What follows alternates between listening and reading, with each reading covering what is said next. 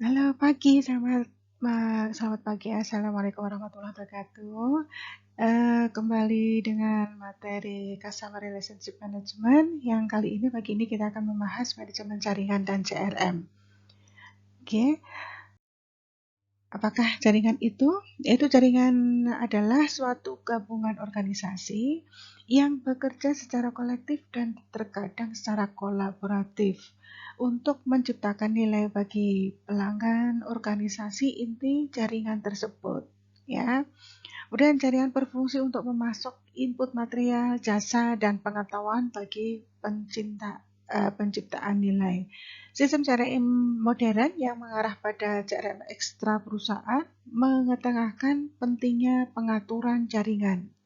Sekarang, sistem manajemen hubungan pelanggan melibatkan aplikasi ya untuk mengatur hubungan dengan rekan bisnisnya, untuk mengatur integrasi website, untuk berhubungan dengan investor, manajemen pekerja, manajemen supplier atau pemasok melalui integrasi dengan rencana sumber daya perusahaan atau ERP. Ya, kemudian contoh, kenapa jaringan ini diperlukan, kemudian kenapa perusahaan-perusahaan besar itu pasti memiliki jaringan-jaringan tertentu. Contoh untuk Honda, itu kalau Honda itu tidak hanya memproduksi hanya 20% saja. Tidak semuanya dia akan bakal produksinya dari mulai bannya, dari mulai interiornya, bodinya, kemudian apakah onderdilnya dan sebagainya, tidak. Tapi 80% dia akan mempunyai jaringan atau rekan-rekan usaha yang mendukung semua material yang ada untuk menjadi sebuah mobil. Ya. Kemudian prinsip manajemen jaringan itu apa? Prinsip manajemen jaringan di sini adalah suatu jaringan terdiri atas serangkaian besar perusahaan pemasok, rekan joint venture, kontraktor, distributor, waralaba, lisensi, dan perusahaan inti pelanggan. Dan hubungan antar perusahaan ini dalam suatu jaringan sifatnya membatasi sekaligus, memudahkan perusahaan-perusahaan inti untuk mencapai tujuannya. Seperti yang disebut tadi di depan, bahwa akan membuat sebuah usaha atau membuat sebuah pabrik otomotif, tidak semuanya pabrik otomotif ini menciptakan atau memproduksi barang-barang pendukung sebuah mobil untuk menjadi sebuah mobil. Oke. Contoh, seorang pemasok mungkin akan mengenalkan sebuah perusahaan inti pada pelanggan lain dan memungkinkan mereka untuk bekerja pada proyek secara bersama ya. Sebaliknya, seorang supplier mungkin memilih untuk tidak meneruskan hubungan dengan suatu perusahaan inti untuk menjaga hubungan dengan perusahaan inti lain yang lebih besar dan lebih menguntungkan, sehingga hubungan ini supaya tidak rusak gitu ya. Kemudian manajemen jaringan CRM ya, itu tentukan kebutuhan jaringannya, kemudian dapatkan keahlian jaringannya, kemudian atur kinerja jaringan. Untuk menentukan kebutuhan jaringan, penentuan berbagai tugas bisnis yang harus dikerjakan guna menghasilkan dan menyampaikan nilai pada para pelanggan. Hal ini dapat berupa tugas yang dikerjakan oleh pemasok, distributor, waralaba, kontraktor, ataupun dengan mitra usaha. Oke. Kemudian dapatkan keahlian jaringan ini, untuk mengetahui keahlian jaringan perlu melihat kembali posisi jaringan saat ini untuk menentukan para anggota jaringan saat ini dan menilai apakah mereka memiliki sumber daya dan tekad untuk mengerjakan berbagai kegiatan yang dibutuhkan, yang tentunya sesuai dengan apa yang kita produksi atau jasa yang kita miliki dalam suatu perusahaan tersebut. Dan atur kinerja jaringan, penjelasan pada para anggota jaringan sehingga mereka itu memahami para pelanggan berikut peranan mereka dalam menghasilkan nilai mereka. Dan tidak semua pelanggan ingin membina hubungan dengan pemasok. Kenapa? Pasti ada sebabnya. Kenapa mereka tidak semua perusahaan itu ingin bekerja sama dengan para pemasok ya, atau kita bekerja sama dengan perusahaan-perusahaan pendukung yang lainnya, ataupun dia akan memproduksi semuanya sehingga lebih puas untuk memperoleh sesuai dengan yang dibutuhkan, sesuai dengan keinginan perusahaan tersebut ya. Kenapa tidak ingin membina hubungan dengan pemasok? Itu satu, karena perusahaan takut akan ketergantungan ya, sehingga kalau takut ketergantungan ini, pelanggan khawatir jika pemasok bersifat opportunities. Apabila dia telah sampai pada posisi terpilih, maka dia akan mengambil kesempatan biasanya untuk menaikkan harga ya kan. Kemudian mereka juga takut fleksibilitas dalam memilih pemasok akan berkurang ya. Kemudian kekhawatiran akan kehilangan otoritas dan kontrol secara personal juga dapat muncul. Itu bisa aja terjadi. Yang kedua, dengan adanya ketakutan oleh perusahaan untuk berhubungan dengan pemasok, itu nilai manfaat kurang terlihat ya. Mungkin pelanggan kurang percaya bahwa mereka dapat lebih berhemat karena melakukan transaksi, kemudian atau bahwa hubungan tersebut membantu mereka dalam meraih posisi kompetitif yang superior atau menghasilkan keuntungan tambahan, dan atau bahwa ia akan menghasilkan keuntungan sosial lainnya. Kemudian yang ketiga, kurangnya kredibilitas calon rekan.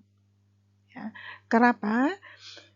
Kurangnya kredibilitas calon rekan tersebut, pelanggan memiliki hak untuk menolak penawaran rekanan karena mereka merasa bahwa calon partner tersebut kurang dapat dihandalkan, kurang terlalu kecil atau secara strategi tidak signifikan, kemudian memiliki reputasi buruk atau kurang inovatif. Itu biasanya ini dilakukan melakukan sebuah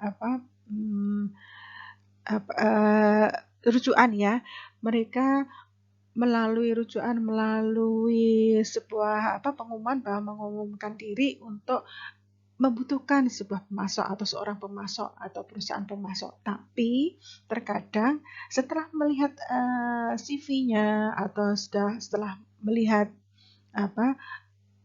personal dari perusahaannya, itu tidak meyakinkan ya, karena itu tadi, karena kurangnya kredibilitasnya, kemudian karena modalnya terlalu kecil ya buat dia, atau mungkin reputasinya ternyata setelah kita lihat track record perusahaan tersebut kurang meyakinkan, atau mungkin dari kita lebih baik menjauhkan diri dari hal-hal yang mungkin kemungkinan akan terjadi ya, yaitu misalnya adanya penipuan, mungkin ketidakpuasan atas produk, kemudian ketidakpuasan atas pelayanan, servis, dan lain sebagainya.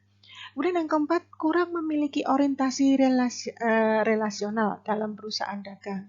Hal seperti ini bisa muncul dalam budaya perusahaan dagang, bisa dalam sistem imbalan berbasis transaksi, atau dalam struktur organisasinya. Ya. Dan yang kelima, mungkin perubahan teknologi yang pesat. Dalam sebuah industri dengan teknologi yang berkembang pesat ini, komitmen terhadap satu pemasok bisa berarti hilang. Karena perkembangan baru ini bias didapatkan dari pemasok lain ya. Karena semakin adanya teknologi yang sangat pesat, kemudian kita tidak perlu berhubungan dengan pemasok tertentu, tapi kita mungkin cukup melihat dari literatur dari perusahaan yang lain. Mungkin kalau sekarang ini dengan adanya banyak e-commerce ya, atau salah satu contoh seperti ini, bisa jadi mereka itu bisa memproduksi. Kenapa kalau kita bisa memproduksi sendiri, kemudian ini lebih efisien, kemudian ini lebih efektif, why not ya. Jadi kemungkinan tidak perlu melakukan kerjasama dengan perusahaan pemasok. Tapi teman-teman perlu diingat juga, suatu saat kalau kita akan mempunyai perusahaan, mungkin kita akan takutkan kalau aku ingin mengelola sebuah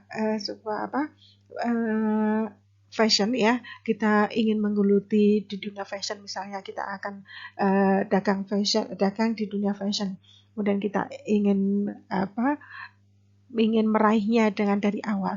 Jangan takut bahwa kita harus punya mesin jahit ya. Kemudian kita akan berpikir, aduh modalnya akan besar dong, dan kita juga pasti butuh tenaga untuk menjahit. Kemudian pasti kita akan butuh tempat yang lebih luas. Kemudian kita butuh belanja perlengkapan kain, benang dan sebagainya. Nah, kemungkinan itu kita tidak perlu takutkan ya, karena adanya banyak pemasok ya sekarang, dan kita bisa lihat banyak, bisa googling apapun yang kita akan bisa cari konveksi apa di mana saja, atau bahkan mungkin perorangan, meskipun kita tidak perlu konveksi, dengan awal perorangan saja yang nantinya tentunya dengan bergeraknya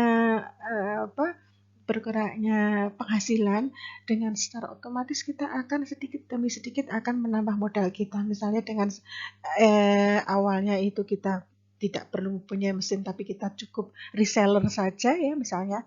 Kemudian kita nggak perlu punya pabrik, tapi kita juga cukup menjadi seorang agent atau reseller saja. Nah, jadi itu nggak perlu ditakutkan. Tapi sometimes kalau memang ingin kita mempunyai sebuah pabrik, dengan pengalaman-pengalaman yang sudah kita ketahui, dengan hubungan-hubungan pemasok, dengan adanya hubungan kita dengan jaringan-jaringan di luar sana adalah sukses, dan kita mempunyai banyak hubungan. Nah, why not kita akan bisa mempunyai sebuah pabrik ya, meskipun itu awalnya dari home industry yang lama-kelamaan menjadi suatu pabrikan yang besar. Kemudian untuk masalah jaringan bisnis ini itu terdiri dari siapa aja atau apa aja dalam jaringan bisnis ini. Oke. Dalam jaringan bisnis ini kita contohkan misalnya adanya, salah satunya adalah, ada banyak ya jaringan bisnis itu, ada sponsor, ada rekanan dalam penyampaian nilai, ada agent, ada pialang, kemudian ada advertising, ada marketing, ada sales dan sebagainya. Nah, kita bahas untuk masalah sponsor, meskipun pada umumnya sponsor kurang berperan ya secara signifikan dalam konteks pencapaian keuntungan dalam suatu perusahaan. Sponsor memainkan peranan penting secara dalam konteks organisasi yang nirlaba atau bagi hasil. Ya, kenapa? Dalam beberapa tahun terakhir ini telah tercatat pertumbuhan yang signifikan dalam pemberian sponsor di seluruh dunia nih. Nilai investasinya sangat tinggi, yaitu diperkirakan mencapai 17,4 miliar US dollar, yang hal ini disebabkan oleh beberapa keadaan seperti inefektivitas dan inefisiensi iklan, larangan pemerintah terhadap iklan rokok, kemudian larangan iklan minuman beralkohol, pengurangan dukungan pemerintah terhadap seni, peningkatan popularitas dan komersialisasi olahraga dan seni, kemudian kecenderungan meningkatkan globalisasi perusahaan dan pemegang merek, dan kemajuan dalam hubungan pemasaran. Ya, inilah beberapa dari contoh pemberian sponsor mencari sejumlah keuntungan komersial ya. Seperti contohnya meningkatkan kesadaran dan visibility akan sebuah produk atau dalam suatu perusahaan misalnya. Kemudian mempengaruhi sikap konsumen. Nah, itu kan mulai dari sponsor ini ya, kita akan bakal tahu sponsor atau advertising di mana-mana. Yang sekarang ini sponsor itu bisa baik melalui audiovisual, kemudian outdoor, indoor. Yang indoor salah satunya melalui digital ya. Sekarang itu banyak sekali, bahkan iklan aja sponsor itu bermunculan di mana-mana. Dalam genggaman kita pun akan selalu bermunculan ya. Contohnya kita bermain gadget saja, atau dalam bermain untuk suatu di Instagram, Facebook, semua dalam 1 detik, dalam berapa menit itu pasti akan selalu bermunculan iklan-iklan atau sponsor-sponsor tersebut. Nah, itu karena yang akan menghidupi para pemain yang ada dalam media sosial tersebut. Nah, kemudian contoh makanya sponsor ini berperan sekali ya dengan mempengaruhi sikap konsumen, kemudian mempengaruhi perilaku konsumen, kemudian menghubungkan produk atau perusahaan dengan gaya hidup yang menghibur pelanggan utama, kemudian menghargai karyawan, kemudian mencari kesempatan untuk meluncurkan produk baru dan melakukan diferensiasi produk atau perusahaan dari pesaing ya. Kalau kita tidak melakukan iklan atau kita tidak gimana khalayak atau audiens mengetahui akan produk kita. Nah, itulah yang sekarang itu sangat berlomba-lomba perusahaan-perusahaan itu melakukan iklan, ya, menjadi sebuah sponsor dimanapun supaya mereka akan tahu keberadaan usaha dagang atau baik itu servis maupun barang atau jasa. Oke. Kemudian jaringan bisnis yang berhubungan dengan rekanan dalam penyampaian nilai. Ya, kita dapat mengidentifikasikan beberapa rekanan dalam penyampaian nilai agen, perantara, kontraktor manajemen, kongsi, waralaba, dan pemegang lisensi. Ya. Rekanan dalam penyampaian nilai ini itu mereka dapat dimasukkan sebagai pelanggan, sebagaimana dalam C-scope, ya. Namun yang memisahkan kelompok ini dari pelanggan adalah bahwa mereka tidak mengambil atau titel dari produk yang mereka jual. Jadi dia tidak memiliki ini title atau tidak memiliki nama sendiri, ya, rekanan atau penyampaian nilai ini. Kemudian karena itu mereka tidak memberikan aliran pendapatan langsung kepada perusahaan induk atau focal company. Rekanan dalam penyampaian nilai merupakan bagian integral dalam banyak implementasi dari customer relationship management ini. Ya, kemudian kita lanjut untuk mengenai agent. Untuk agent ini biasanya digunakan oleh bisnis yang berukuran kecil atau yang secara geografis terpisah dari pasar yang dilayaninya dan tidak ingin atau tidak mampu merekrut dan mengoperasikan tim pemasaran sendiri. Ya.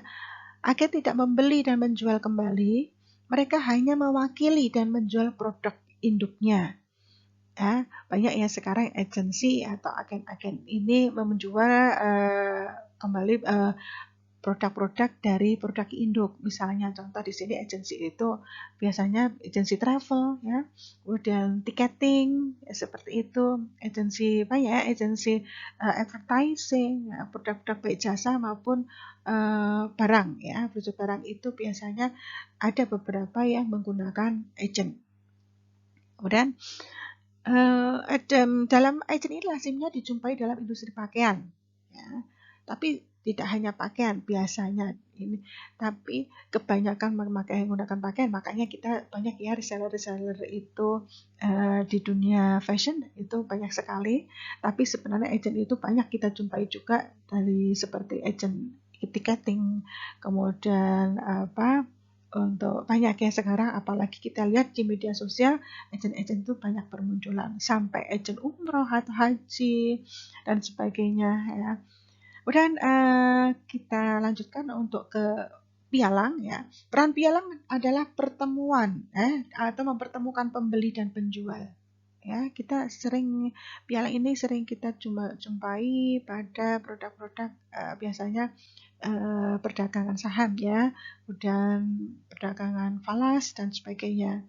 Kemudian mereka tidak menginginkan adanya dalam pialang ini mereka tidak menginginkan adanya risiko. Contohnya umumnya antara lain pialang makanan, pialang real estate, pialang asuransi. Itu juga sebenarnya sama ya, ini sama dengan agent di atas ya teman-teman.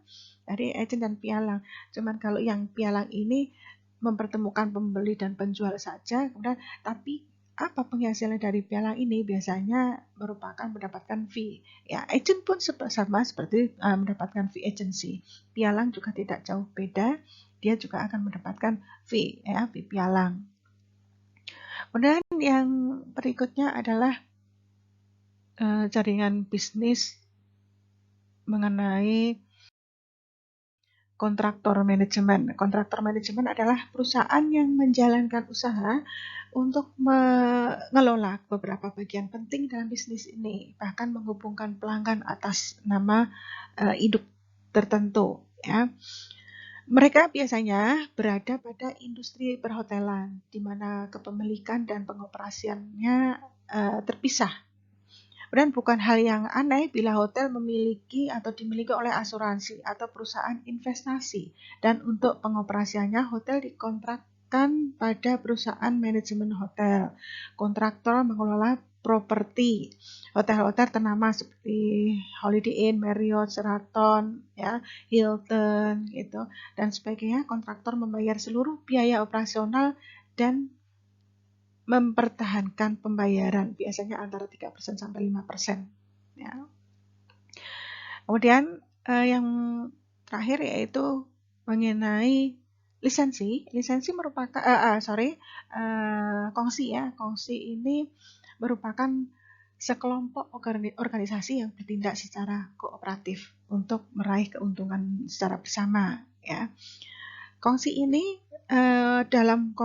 seringkali tidak saling terikat atau seperti pada kongsi Best Western dan Flag Hotel dan anggota dari kelompok perhotelan yang lainnya atau pengecer perusahaan lain atau pemasok bahan makanan, pemasok mungkin di merchandise-nya, kemudian di interiornya dan sebagainya. Ya, jadi terkadang mereka itu tidak independen. Kemudian beberapa perusahaan Jepang pun bergabung dalam perusahaan-perusahaan lain yang merupakan ini contohnya jenis organisasi yang tertutup yang dihubungkan oleh keanggotaan pada dewan direktur, kemudian pengaturan perbankan bersama kedekatan ini hubungannya personal ya.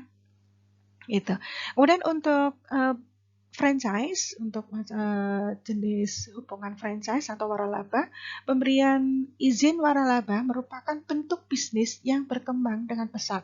Ya, sekarang kita banyak jumpai ya, banyak sekali contoh seperti McD, KFC, kemudian Wendy's, kemudian dan bahkan sekarang usaha-usaha kecil pun ya, usaha-usaha kecil pun, warungan pun sekarang banyak yang franchise, yang kita jumpai franchise ya, kopi-kopi banyak yang franchise, kemudian warung-warung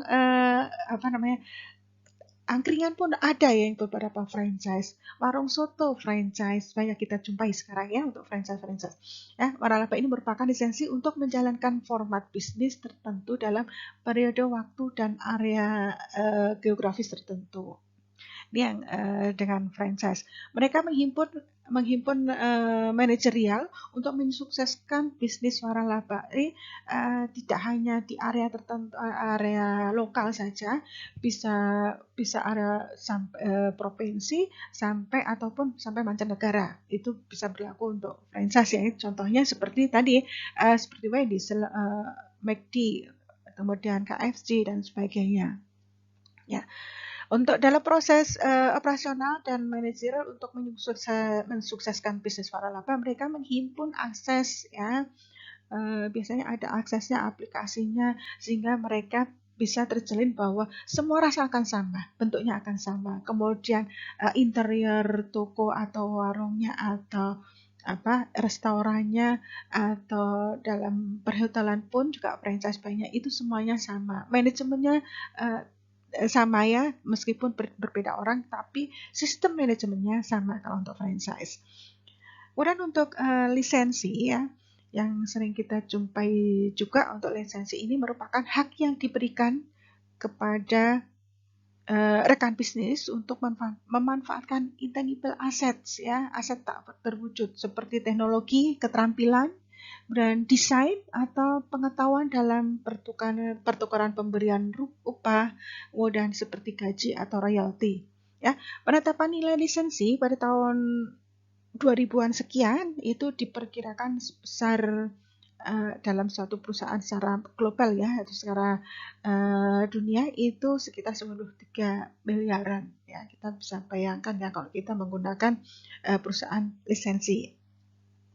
Nah, pemberian lisensi umumnya dihubungkan dengan industri film, kemudian karakter seperti karakter Disney ya, seperti karakter Disney Mickey Mouse, Donald Duck, itu juga merupakan lisensi ya. Dan ketika Kodak, contoh juga ketika Kodak menemukan kamera piringan atau disk kamera yang kemudian sekarang kita nggak perlu pakai disk kamera, kita sudah cukup dengan jaringan internet, kita bisa berbagi dengan berbagi secara teknologi ya, itu bisa kita lakukan untuk menjual produk ataupun jasa ataupun merek ataupun jasa. Oke. Kemudian untuk lisensi ini lebih lebih mengarah pada merek atau merek dagang ya, makanya di sini sangat ditentukan untuk royaltinya seperti gaji royalti itu lisensi pada ini pengetahuan dalam pertukaran pemberian upah, gaji, royalti, keterampilan desain, itu sangat bermanfaat secara intangible assets. Kemudian yang berikutnya ya, jenis jaringan yang berikutnya itu para pekerja atau employees pada model scope ya, kita contohkan salah satunya dengan model scope. Konstituen akhir yang perlu diatur agar mampu mendukung strategi CRM adalah para pegawai ya. Kemudian satu yaitu faktor employee pada scope. Penelitian IMP dalam jaringan yang telah didiskusikan pada awal bagian ini menghilangkan referensi kepada karyawan sebagai bagian dari jaringan yang perlu dikelola dalam bisnis. Nah, bagaimanapun juga jelas bahwa dalam konteks CRM pegawai dapat memberikan dampak besar dalam penciptaan, pengembangan, pemeliharaan, dan kepuasan hubungan para pelanggannya. Ya, untuk para ahli teori layanan pemasaran menyebutkan hal ini sebagai terpisahan. Layanan dikatakan tidak dapat dipisahkan karena apa? Layanan diproduksi pada waktu yang sama dengan saat dikonsumsi. Bayangkan bila Anda harus dihubungkan pusat layanan atau call center untuk memberitahukan komplain, agen layanan pelanggan bisa menjadi frustasi dan marah karena apa? Tidak mendapatkan bonus yang seharusnya menjadi haknya, misalnya ya. Kemudian kecakupan rasa hormat, empati, dan respon merupakan kontributor yang penting untuk pengalaman. Dalam hal itu, pengalaman Anda bisa dipertaruhkan ya dalam hal sebagai pekerja atau employee ini. Kemudian untuk internal marketing ya, untuk masalah jaringan yang berikutnya yaitu internal marketing. Ini konsep internal marketing telah ada sejak 80-an ya teman-teman, ketika Landberry menyatakan bahwa strategi yang mirip dengan strategi pemasaran dapat diterapkan dalam manajemen manusia. Ya. Kemudian memenangkan dan mempertahankan. Manajemen manusia ini bisa memenangkan dan mempertahankan pegawai yang baik dianggap hampir sama dengan memenangkan dan mempertahankan pelanggan yang baik. Ya, lebih lanjut untuk memenangkan komitmen pegawai dengan customer relationship management, Anda disarankan untuk memasarkan strategi kepada mereka seakan-akan hal tersebut merupakan produk yang mereka ingin beli. Internal marketing dapat didefinisikan sebagai berikut ya. Seperti tidak banyak perusahaan yang membuat perencanaan ya. Untuk didefinisikan internal marketing ini adalah sebuah usaha yang terencanakan untuk mengatasi ketahanan perusahaan terhadap perubahan dan untuk meluruskan, memotivasi dan mengintegrasi pegawai terhadap penetapan strategi fungsional dan strategi perusahaan yang efektif. Ya. Mungkin untuk marketing teman-teman sudah mendapatkan materi dari dosen yang lain, tapi untuk hal ini bisa dibahas, teman-teman bisa langsung teman-teman layangkan atau lanjutkan dalam sesi QA di Google Classroom-nya Bu Koni. Jadi teman-teman bisa menanyakan apapun mengenai materi atau mengenai apa saja yang berhubungan dengan customer relationship marketing. Tapi tidak menutup kemungkinan untuk membuka pertanyaan untuk masalah marketing, digital marketing, ataupun tentang usaha, kemudian untuk ekonomi kreatif, mungkin untuk kreativitas, kemudian bisa juga ditanyakan dalam berbagai macam hal ya. Di sini silahkan teman-teman untuk melayangkan atau menulis pertanyaan di Google Classroom-nya Bu Koni.